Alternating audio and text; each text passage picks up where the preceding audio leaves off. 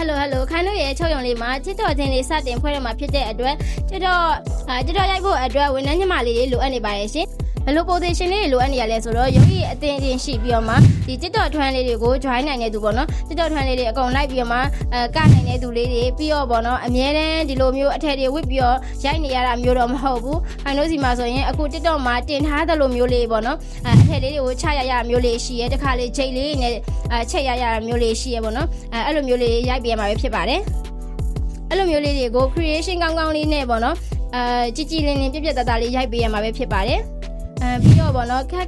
edit ကောင်းကောင်းရရလို့ဆိုရင်ပို့ပြီးတော့အဆင်ပြေပါတယ်တခါလေးမှလည်းခံရိုက်ထားတဲ့ဒီလိုဗီဒီယိုလေးတွေကို edit လေးတွေလုပ်ပေးရပါမယ်ခဏခွင့်အနေနဲ့ကတော့အခြေခံလစာ3သိန်းဝန်းကျင်ရစရှိပြီးတော့မှနောက်ထပ် bonus တွေလည်းထပ်ပြီးတော့တိုးပေးမှာပဲဖြစ်ပါတယ်ကိုရိုက်ထားတဲ့ဗီဒီယိုပေါ်မှာမူတည်ပြီးတော့ view ပေါ်မှာမူတည်ပြီးတော့မှခိုင်တို့ကထပ်ပေါင်းပြီးတော့ပေးမှာပဲဖြစ်ပါတယ်